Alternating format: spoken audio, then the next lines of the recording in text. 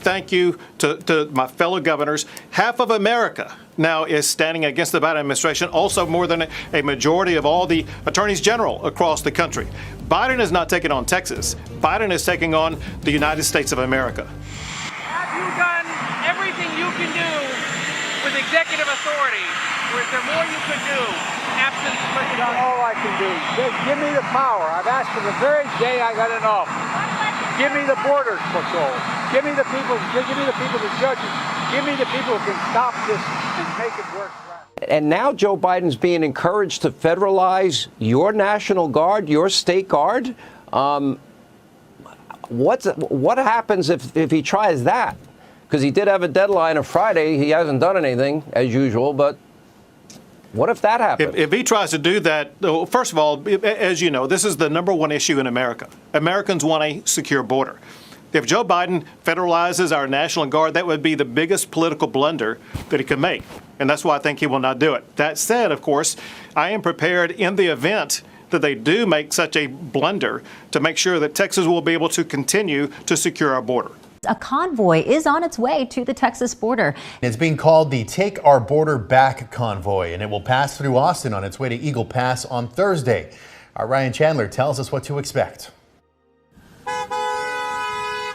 From the East Coast to the Rio Grande, organizers say hundreds, maybe thousands, will join the Take Back Our Border convoy, coming to Texas this Thursday and Friday. This is a grassroots operation. This is organic entirely. Here with more, Texas Governor Greg Abbott. Governor, first I applaud your efforts. You've been on this show many times. You've tried convoys. You have done everything humanly possible. So your state, with its constitutional right, has put up the razor wire. They take you to court on that. Number one, the president has taken this incredibly seriously. Incredibly seriously. Should the American people be prepared for the situation on the border to get worse? You know, it's not about the governor of Texas. It's about the people of Texas. Texas Governor Greg Abbott said his state will continue to hold the line against the Biden administration's border crisis. And I want to talk about another top issue, the border. I'm ready to solve the problem. I really am. Massive changes. And I mean it sincerely. But the president, you know, he is a president for all Americans. We will not shy away from calling out what we see as political games from the governor, because it is not safe. It does not protect our communities. It doesn't help Border Patrol to do their jobs. So we will continue to call that out. That's not going to hold us back. So when you look at Shelby Park, it's still business as usual there. It is lined up with that concertina, that razor wire, which has become the focal point for the nation here, watching this Biden versus Texas fight really play out. But where we are is 20 miles outside of Eagle Pass, where at least 200 people have already crossed today. That's down from around 700 earlier this month. Now, that number started to go down when the razor wire went up in Shelby Park. We reported that. It's a stark contrast from the 4,000 daily crossings that we were seeing and reporting back in December. Now, that razor wire only spans the length of the park. It's about 2 miles. So around 3 or so miles outside of that park is where we're looking at. That's actually kind of quarantined off, if you will. And that leaves plenty of opportunities for people to get over to the U.S. side. All you have to do is basically walk till that razor wire ends. So the few miles of razor wire aren't stopping everybody. Earlier this morning, we talked with Congressman Tony Gonzalez. This is his district, and he thinks that the attention of smugglers and the cartel is causing them to be more conscious about where they bring migrants and when they send them across. Take a listen. It's no doubt that it starts and it ends with the cartels, the criminal organizations on the Mexican side that determine how many people come over, where they go. Are they going to California? Are they going to Arizona? What part of Texas are they going on? They control a lot of it. What they do is they kind of take a moment, they retool, they readapt, they pick different lanes, if you will. And then all of a sudden, the numbers spike back up. So I fully expect that to happen in the next phase. The president can and should act now. This doesn't require legislation. It requires leadership. And despite the White House's claim, he has all the authority he needs right now under existing federal law to stop this madness. You have red and blue states all across this country that are being forced to step up because the federal government has failed to do its job. Every state in America is now a border state. Right here in Texas, Governor Abbott has heroically done more to enforce the law than the president has. Texas Governor Greg Abbott said his state will continue to hold the line against the Biden administration's border crisis. Former President Donald Trump has put himself right in the middle of Governor Greg Abbott's battle with the White House over border security. On Thursday, Trump asked for all willing governors to send their National Guard troops to help send migrants back across the border. It comes as Governor Greg Abbott and the White House continue fighting over razor wire along the border in Eagle Pass.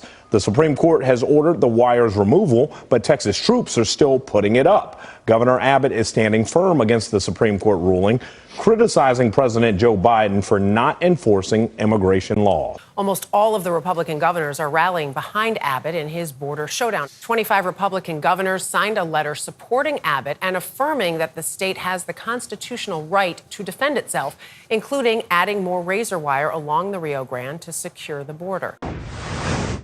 All right, let me just use a few minutes here and get a different take. Texas National Guard soldiers and National Guard soldiers from other states are being used to frustrate federal authority. They are being used to get in the way of federal immigration enforcement and to flout a court order from a federal court.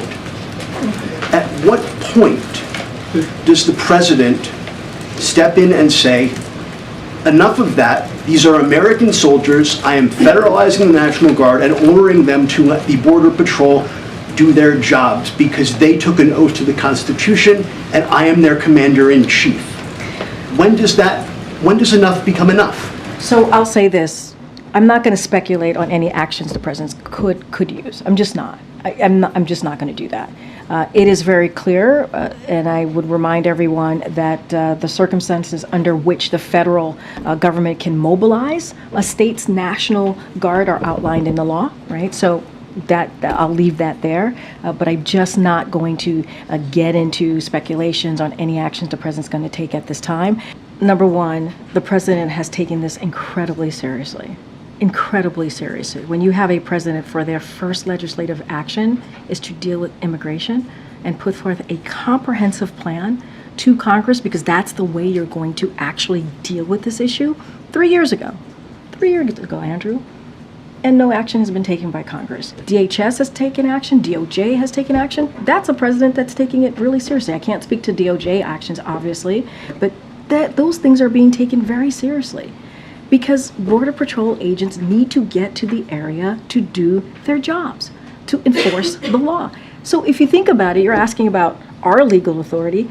The governor is literally getting in the way of Border Patrol agents to do their jobs, enforcing the law. That's a problem, and that's something for him to answer. Former President Trump yesterday said that he was encouraging all states to send their National Guard troops to the border to help Texas and to move migrants back across the border. Do you have any response to this effort to have states take on federal immigration policy? So look, I've been pretty clear about these states, if they really want to help and assist, if they want to help get more resources to deal with the border, the challenges at the border, they should be calling on their senators and representatives to join the administration and working in a bipartisan agreement to get that done.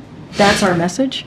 That's what we'll tell all the governors, of Republican governors, obviously in particular. Can you speak to President Biden's relationship with Governor Abbott? I know there's been a lot of back and forth. There are court cases.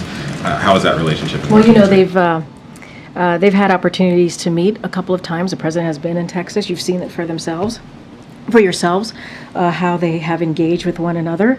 And, we've been we will not shy away from calling out what we see as political games from the governor. Because it is not safe. It does not protect our communities. It doesn't help Border Patrol to do their jobs. So we will continue to call that out. That's not going to hold us back. But the president, he is a president for all Americans. It's not about the governor of Texas. It's about the people of Texas. Because you hear me say this, and he has said this, he's a president, for red states, blue states, and that's who he cares about. He cares about the people of Texas and the American people more broadly across the country. I know I have to start going. Go ahead. Thank you so much. In the letter that you mentioned that DHS sent to Texas Governor Greg Abbott, they asked Texas to give CBP full access to Shelby Park by today. As of a couple of hours ago, about like an hour or two ago, Texas National Guard hadn't taken down the razor wire. They still had these barriers up. I guess, is the president concerned that Texas doesn't seem to be backing down or listening to the letter that DHS sent? And I guess how does the administration plan to respond if they don't give DHS access? So I'm going to let DHS speak to how they're going to respond. Obviously DOJ speak to how they're going to respond. What I will say, it's shameful. It's shameful that politics is being played here.